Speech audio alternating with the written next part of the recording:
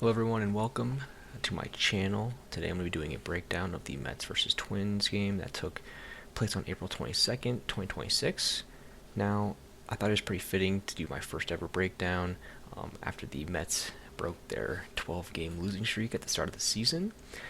While this was completely unexpected for the Mets to start out like this, I really thought that this would be a great way to start the channel and my kind of introduction into the MLB creating sphere, and I'm really looking forward to making more of these. Just jumping right in, wanted to give a nod to Clay Holmes as he was able to kind of go 7 innings and only give up 2 earned runs, with one of those being a missile shot from Byron Buxton to dead center field, which that tends to happen with guys like that. After he's kind of made his presence this season, although not kind of coming off to a slow start, but I'm sure he'll pick it up as long as he can stay healthy.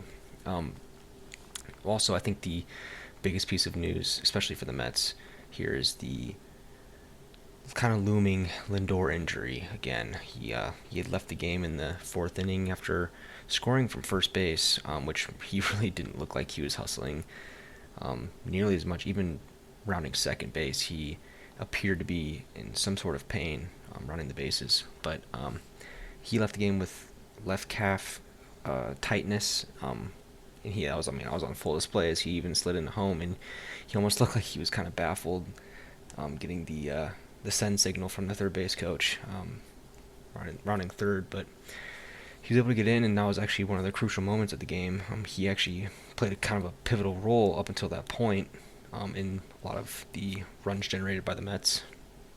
And I think he hasn't obviously gotten off to the greatest start this season. But it's safe to say that he is, definitely on track to pick things up. It's kind of he's been one of those guys that's historically kind of started off slow and really picked it up towards the end of the year, especially with the sheer amount of playoff teams that he's been a part with.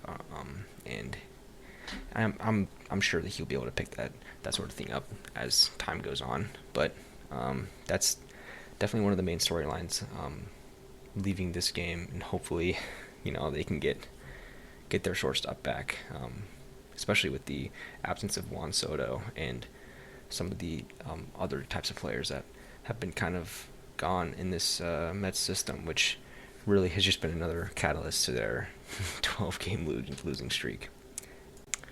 I also think it's slightly fitting to see Juan Soto coming back, and they're kind of able to win that first game that he's back in that starting lineup. It's definitely a talking point for the rest of the season. I mean, this Mets team's got some names. Bo Bichette, Juan Soto, Lindor, Simeon, even guys like Luis Robert, who have gotten off to a decent start. Kind of tapered off a little bit as the the season's gone on, but not only does this hitting lineup have some different courses of guys that can really put the ball in play and knock it around the ballpark. It's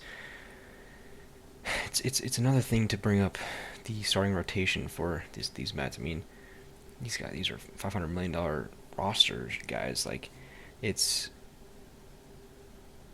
I don't think this is the end of the season for the New York Mets, and I think people are kind of rushing to make that claim a little too quickly, especially with the division they're in, outside of the Philadelphia Phillies, of course, but are outside of the Atlanta Braves. The Phillies are, they have the same record as the Mets right now. Are on an 8-game slide, so with the worst run differential in all of baseball. It's their struggles have also been kind of covered up by the Mets losing streak, and I think that's becoming more and more apparent as they are now equal in record, and both kind of sides of this coin, the Phillies have not produced anything offensively outside of guys like Kyle Schwarber and Bryce Harper, who both have OPSs looming in the 900s range, which is quite literally insane to see guys like that producing at such a level, and then have no one else producing at all either. Now jumping back into the kind of content of the game that took place tonight, I want to really highlight the Mark Vientos running through that stop sign on a Marcus Simeon double. I think, I don't want to say idiotic, but there was a frame of him kind of rounding third base, and he looked like he almost didn't really catch his stride the right way. It almost looked like he kind of took like one of those like quick chop steps right before he hit the base, and he did one of those moves where he clicked off his hat or his helmet. You know, he was either about to lose it, or he just wanted the hair to flow in the wind, I guess. I just feel like whenever a base runner does that, it really just kind of loses it for me a little bit. You know, you see it on Bryce Harper's like first ever hit in the big leagues when he did it rounding first, or it might have been his first ever game, but at Dodger Stadium, just see him purposely take off the helmet there, and I don't know. I really didn't like that look. Obviously, he loses a bit of it when he runs straight through the stop sign and gets hosed by like 10 steps. But you know,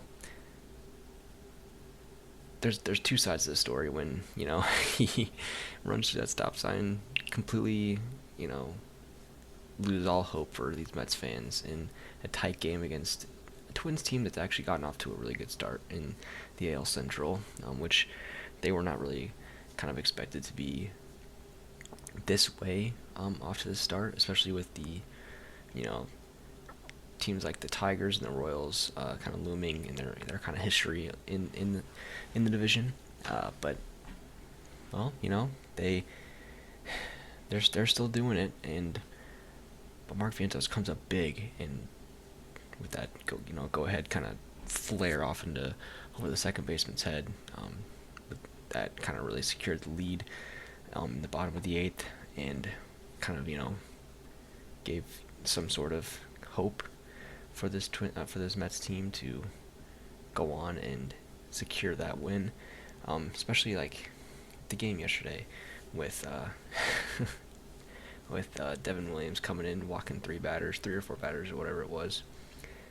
Him, you know, chirping at Royce Lewis. I think Royce Lewis was in the odd deck circle, telling him to move over because he couldn't see the pitch clock, and just, you know, those kind of things kind of just sum up the Mets seasons up to this point. And like I said before, I really don't think that this Mets team is done for, especially with kind of the injuries that they've been, you know, dealing with, and this NL East is not, you know, nearly as strong as everyone thought it would be in kind of years past. The Braves obviously very strong, winded team, especially with their offensive production. But I think the Mets are definitely still in the running to make some noise in the NL this year.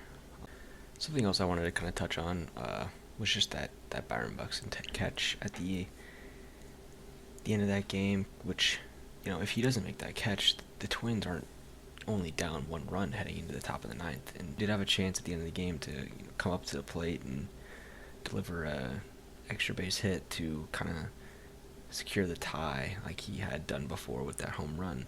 But obviously he wasn't able to get it done this time. But I think that kind of goes to show that this Twins team, they offensively tonight, they didn't have a single player with more than one hit. And I think with the way that this season's gone, you see a lot of different types of guys kind of producing in many different ways.